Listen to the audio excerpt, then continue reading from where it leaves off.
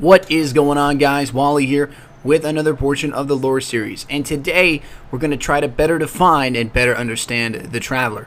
So without any further ado, let's get right into it. Now, the Traveler is very difficult to describe beyond the blue spherical ball hanging over the last Guardian Sanctuary of our time. But to get a better understanding of what it is, I will go into some of the ghost fragments and provide some of my own speculation behind it to better inform you and potentially help us both learn in the process of discovering of what this is. The best way to start is from the dreams of Alpha Lupi. You have lived as invisibly as possible, flickering from solar system to solar system, making grand plans, overseeing the culturing of civilizations before leaving in a blink. But you have no recollection of ever wanting worship or even thanks for those blessed by you. But memory is heavy now. It feels like lead and neutronium and electro-weak matter flashing into a moon-sized ball that you must carry as you move. Now your flight is rapid, your vast mind infected with such dread and toxic doubt that you find yourself afraid of the simple act of thought. And it is your children now must turn to you now, in time of need. Now, to better understand what the Traveler is, we have to understand his agents. Now, we as Guardians are undoubtedly cross or side effects of what the Traveler is. We are potentially undead beings brought back to the light or into the light to feel a purpose or fulfill a purpose. But to find out what that is, we have a character, a ghost, if you will, attached to us. And every single Guardian has one attached to them. And these ghosts are actual machinery of the Traveler. They're a part of him, creations of him, to help us and potentially help humanity reclaim what has been lost. Now, to better understand the ghosts and exactly what they are and who their loyalties lie to potentially, we have to delve deeper into their lore and their understanding. This comes directly from one of the cards. It speaks, built from machinery in the Traveler's light, ghosts guide their guardian companions into the quest to reclaim our solar system. Every ghost seeks out its guardians among the ancient dead. The ghost serves as a scout, librarian, and mechanic, waking ancient machinery and cracking alien codes. In the right situation, a ghost can even save a guardian from death. But ghosts are not immortal. As far as Guardian know, every loss is irreplaceable. So the question arises is, are there more ghosts? Are there new ghosts being created, or is there a set specific amount? Now, it's the same question the city scholars have been asking, stating very clearly, are new ghosts still being born? Or is the number of ghosts dwindling? Will there come a day when no more remain and an end to the rise of new guardians? If that day is coming, then the city faces a desperate race against time to heal the Traveler before attrition takes its toll. So the idea here, as we understand it, to give you a brief synopsis as we're going through, is that the Traveler is a being of immense light, potentially an agent of the light, but we don't know exactly his true origins or what his true goals are. What we do know is that his agents, both us Guardians and his ghosts, are there to help humanity. They're there to reclaim what is lost and fight back the darkness. But the true ulterior motives, or the grand scheme of things, still elude us. Now, to better understand the ghosts and the Guardians and the Traveler, we have to describe what we are as Guardians. Guardians are warriors forged in the Traveler's light, a final hope in a universe falling into darkness. Chosen from the dead by the Traveler's ghosts, Guardian are those few rare able to wield the light as a weapon. For centuries they have defended the city, but that defense cannot hold forever. Now, the basic understanding here is that you as a Guardian, or you as an individual, are resurrected by the Traveler's light himself through the ghost, through the Traveler's agent, and you are brought back into the chaos, back into the fold, to get back at the darkness, if you will. But the true understanding of it isn't so simple. We understand that the Traveler came to us, of course. We understand that he helped us usher in a great golden age and helped us expand beyond our own current knowledge. But what we don't really understand is, why was he being pursued? Or did he know that he was being pursued? Or do we know exactly what the darkness is. Now, to say simply that the traveler's light and the darkness's potential darkness is a battle versus good and evil is too simple of a washover. It makes too much sense. There has to be more there. And to better understand the traveler and the darkness, we have to delve deeper into their conflict.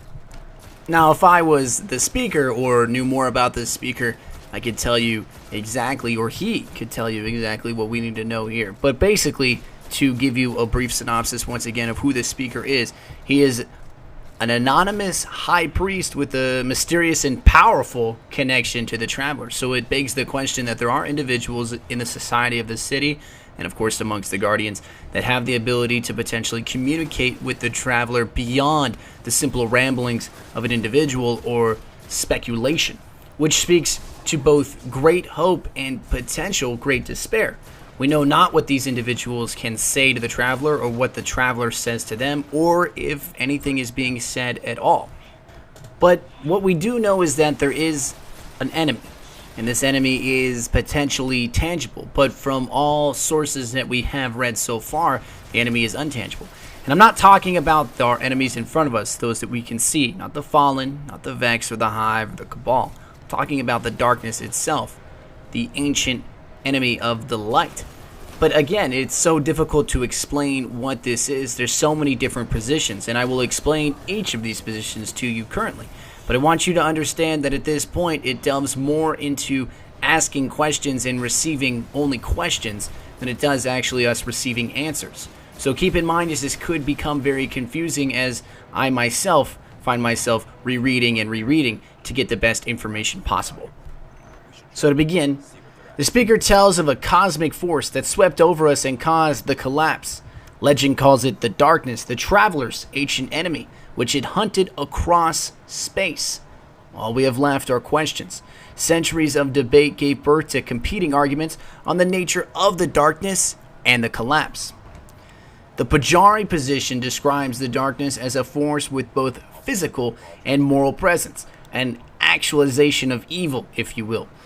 Pajari art depicts the darkness as a great storm, or as a change in the conduct, a corruption that emerged from within and poisoned the Golden Age.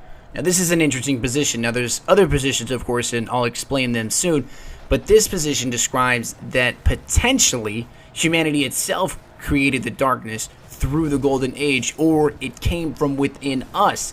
Now, humanity, as we all know, is both a creature of great good, but also of unspeakable and heinous acts. So potentially the darkness acted through us and destroyed ourselves from within, or potentially it is something else, another position entirely.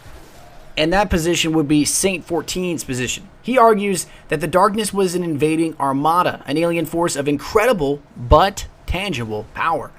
Some adherents believe that this armada sprang from a species rejected or discarded by the traveler for their sins.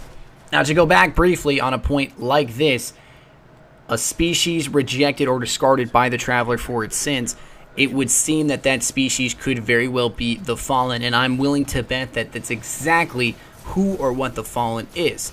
It speaks well to their name, their technology sort of resembles what the traveler is if you go into the Septics and the Primes, but of course that is all at this point speculation. One individual like myself can connect the dots, but there's still many dots in the middle missing. Another position is Ulatan's pieces. Basically considers that the darkness is a necessary symmetry to the traveler in a cosmic balance, so you consider yin and yang, black and white. In this view, the traveler's goodness led it to sacrifice for others, and it is up to us to return this goodness by healing the traveler.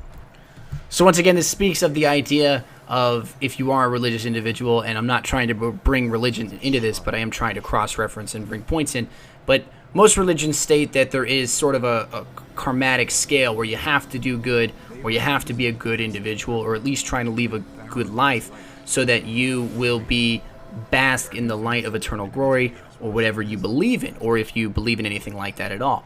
Now, to bring the cross-reference into it, it sort of resembles the sort of fundamentals that we understand of just being a good individual. You have to be a good individual to appreciate things, and of course to be appreciated.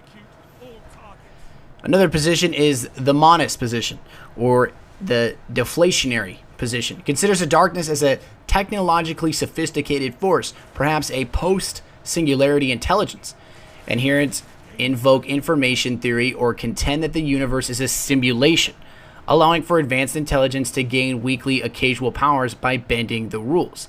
So the idea is that some civilizations or some powers get lucky, or they have the ability to move beyond what we naturally understand as the laws of physics or the laws of the universe itself. It is a very terrifying position, to say the least. Now, the final position, and this is my position personally, is the acataleptic clause. It claims that we are intrinsically unable to understand the darkness. In many respects, this belief parallels the Paraxic Creed, which suggests that we should stop worrying about the nature of the darkness and focus on resisting and defeating it. Now, what position is truly right about the darkness and what position is truly right about the traveler is really, really difficult to know. It's very difficult to even say where we lie on either end. But it is very, very simple to understand this case in point. We as Guardians are stuck between a battle of good and evil. We find ourselves on the side of good, but we are hopelessly outnumbered and potentially outmatched.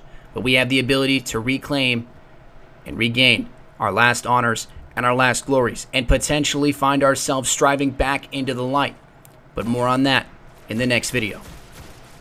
What's going on, guys? Wally here. If you guys did enjoy that video, please let me know. Let me know in the comments what you think. Let me know in the comments what you want to know for the next video. I really do find myself enjoying this series. They do take me quite a bit to do. That's why I only do them once a week. And that way, if you are looking forward to these, you have something to look forward to. I really love doing these. I do these on the weekend, and it's a great hobby. It's a great time for me to kind of get into the story. There's so much to go through here. Basically, 90% of my referencing comes from Bungie itself.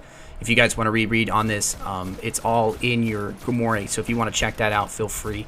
Do a little bit of research on Reddit as well. I tend to look at some of the lore forums, lore topics that describe. There's some great individuals on that. And of course, the Bungie forums too are a great source of information. It's always good to get another point of view.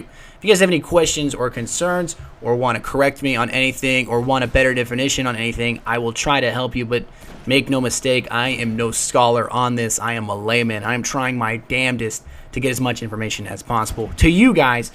But let me know if you guys enjoyed this. That will do it for me on this video. I really love doing these. I'm out. Peace.